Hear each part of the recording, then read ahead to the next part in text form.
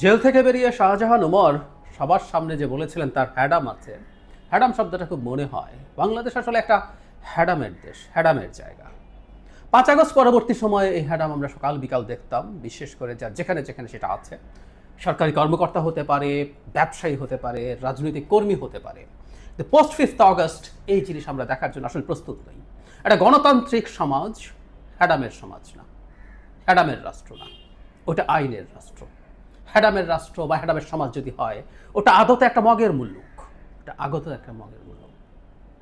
একজন পুলিশ কর্মকর্তা রাস্তা বন্ধ করে দিয়ে বাড়ি থেকে গাজীপুর যান, মানে কোথায় আমরা এখনো পড়ে আছি। এবং শুধু সেটা না, তার মন্তব্য, তার কাছে যখন এই প্রসঙ্গে জানতে চাওয়া হয়েছে, সেটাও খুবই ইন্টারেস্টিং। আমার মনে পড়লো এই তার মন্তব্য শুনে, আওয়ামী লীগের সময়ই প্রথম আলো একটা রিপোর্ট করেছিল এসপি লীগ নামে এক পুলিশ কর্মকর্তা। তিনি তখন আরও সিনিয়র, কিন্তু একটা জেলায় এসপি থাকাকালীন সময় থেকে ওই জেলার রাজনীতি নিয়ন্ত্রণ করেন। তার নিজের একটা গ্রুপ আছে এবং ডিএমপিতে বসে বসে তিনি রাজনৈতিক দলগুলোর নেতাবৃন্দ কর্মীদের সাথে যখন দেখা করেন, তখন প্রতিবেদক বসে আছে। প্রতিবেদক তাকে জিজ্ঞেস করেছিল এবং তিনি অকপটে বলছেন তিনি সুস্থ ধারার রাজনীতি, যারা ভালো মানুষ রাজনীতিতে আসতে চায় তাদেরকে তিনি সাহায্য করেন। একজন প্রজাতন্ত্রের কর্মচারী আওয়ামী লীগের কমিটি তৈরি করে দেন এবং সেটা তিনি ওন করেন। ঠিক একই রকম টেন্ডেন্সি, একই রকম প্রবণতা আমরা দেখতে পাচ্ছি। রিপোর্টে বলা হচ্ছে ঢাকাগামী উড়াল সড়ক, এখানে 24 আগস্ট সকাল 10টায় প্রথম আলো প্রতিবেদক গিয়ে দেখে যে ফ্লাইওভার আছে, সেখানে ওঠা বন্ধ করা আছে, নিচে সব গাড়ি অপেক্ষা করছে, কারণ কমিশনার আসছেন। তিনি আসবেন, সেই কারণে ফ্লাইওভারে কোনো গাড়ি উঠতে দেয়া হয় না, রাস্তা ফাঁকা করে তিনি সেখান দিয়ে যান। তিনি ঢাকায় থাকেন, গুলশানে তার বাসা, সেখান থেকে গাজীপুর যে তার অফিস, উনি গাজীপুর সিটি কর্পোরেশনের কমিশনার। তিনি সব সময় যখন যাওয়ার সময় যাওয়ার দিকটা, ফেরার সময় ফেরার দিকটা 4-5 ঘন্টা করে বন্ধ থাকে। 4-5 ঘন্টা করে বন্ধ থাকে। এবং আরও নিয়মের কথা আছে, আমি এটা বিস্তারিত যাচ্ছি না। তার যে গাড়ি ব্যবহার করেন, সেই গাড়িটাও সরকারের গাড়ি নয়, ভিন্ন একটা গাড়ি, সেটারও নিয়ে প্রশ্ন আছে, আমি সেদিকে যাব না। বলা হচ্ছে যে পুলিশের অভ্যন্তরীণ প্রতিবেদনেও এটা বলা হয়েছে, মানে তাতে অভ্যন্তরীণ প্রতিবেদনটা এরকম: জিএমপি কমিশনার নাজমুল করিম খান ঢাকা থেকে গাজীপুরে যাওয়ার সময় সকাল 8টা থেকে বেলা 11টা-12টা পর্যন্ত গাজীপুর কলেজ গেট থেকে ঢাকাগামী উড়াল সড়কে করে গাড়ি উঠতে দেওয়া হয় না। আবার জিএমপি কমিশনার যখন তার কর্মস্থল গাজীপুর থেকে ঢাকার গুলশানের বাসায় যায়, তখন উড়াল সড়কের গাজীপুরমুখী লেনে কোনো যানবাহন উঠতে পারে না। এতে চরম ভোগান্তি হচ্ছে।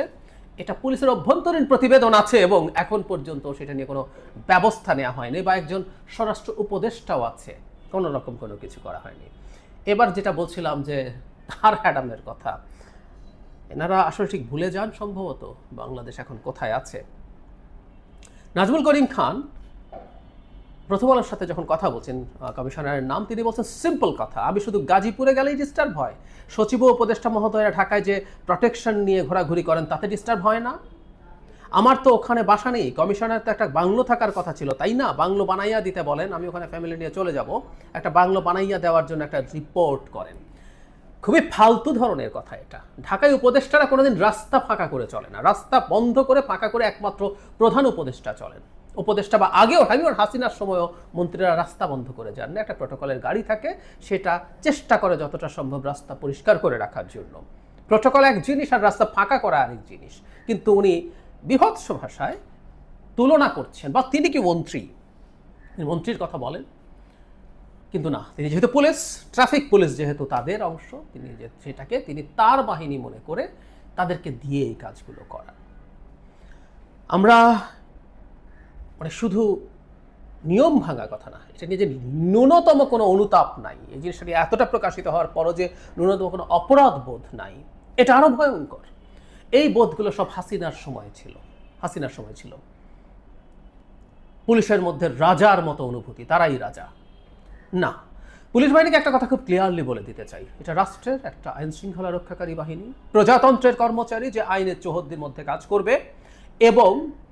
এবং পুলিশ বাহিনী শেখ হাসিনার সময় যেভাবে অবৈধভাবে ক্ষমতায় রাখার জন্য ব্যবহৃত হয়েছে, ভবিষ্যতে এভাবে ব্যবহৃত হতে আমরা দেব না। সুতরাং শেখ হাসিনার সময় যে হ্যাডাম তারা দেখাতেন সাধারণ মানুষকে, সে হ্যাডাম তারা দেখাতে পারবেন না।